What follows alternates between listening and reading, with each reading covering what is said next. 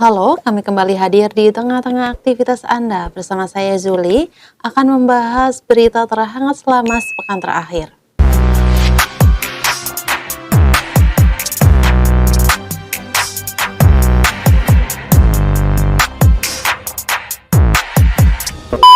Berita pertama, Presiden Joko Widodo mulai membahas rancangan Family Office dalam negeri yang diusulkan oleh Menko Marves Luhut Binsar Panjaitan beberapa bulan lalu. Luhut mengatakan sejumlah negara seperti Hong Kong, Abu Dhabi, bahkan Singapura sudah memiliki 1.500 family office. Sehingga negara itu bisa menjadi rujukan Indonesia dalam membentuk family office. Menparekraf Sandiaga Uno menjelaskan family office ini merupakan pelayanan manajemen keuangan bagi keluarga besar di dalam ataupun luar negeri yang memudahkan mereka jika ingin menanamkan dananya di Indonesia. Sandiaga mengatakan Indonesia memiliki peluang untuk mendirikan family office sebab banyak keluarga besar di Indonesia yang justru menempatkan dananya ke luar negeri.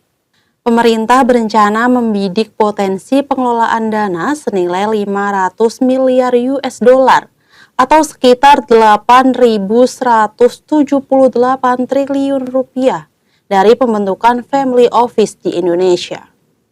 Beralih ke berita selanjutnya, Kementerian Keuangan mencatat total utang jatuh tempo Indonesia pada masa kepemimpinan Prabowo nantinya pada tahun 2025 hingga 2029 mencapai 3.748 triliun rupiah.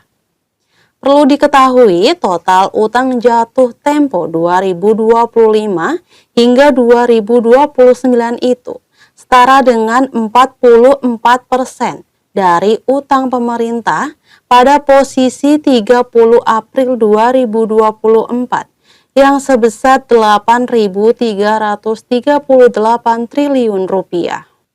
Ekonom dari Asosiasi Ekonomi Politik Indonesia, Salamuddin Daeng, mengatakan yang paling menyeramkan nantinya adalah kewajiban terkait dengan utang pemerintah dan kewajiban penyelamatan BUMN ditambah pendapatan negara yang semakin tertekan. Pos-pos penerimaan seperti pendapatan bagi hasil minyak, komoditas, penerimaan pajak, hingga sektor konsumsi kompak lesu di tahun ini.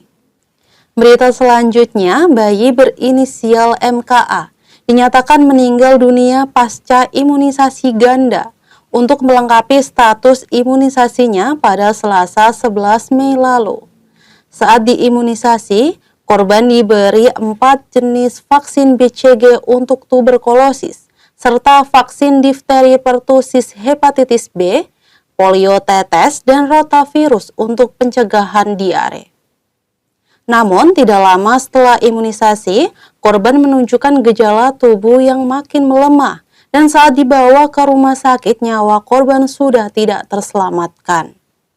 Menanggapi hal tersebut, Kemenkes mengatakan keamanan imunisasi ganda atau lebih dari satu jenis vaksin telah direkomendasikan ahli dan pemberian vaksin telah sesuai jadwal imunisasi nasional yang dilakukan sesuai rekomendasi Organisasi Kesehatan Dunia.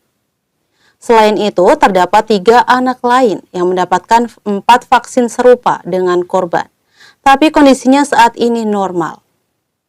Berita terakhir, Komisi Pemberantasan Korupsi atau KPK setidaknya telah menangani 93 kasus tindak pidana korupsi selama 5 bulan pertama pada 2024 atau per 31 Mei 2024 dan telah menetapkan 100 orang tersangka terlibat yang sudah diproses hukum.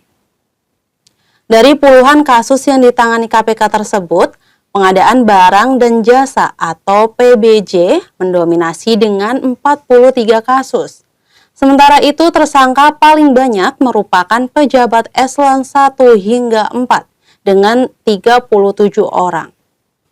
Per 31 Mei 2024, nilai aset korupsi yang telah dikembalikan ke negara senilai 296,5 miliar rupiah. Demikian rangkuman berita terhangat selama sepekan terakhir. Jangan lupa untuk like dan subscribe Kacamata Channel untuk informasi update lainnya. Terima kasih atas perhatian dan sampai jumpa.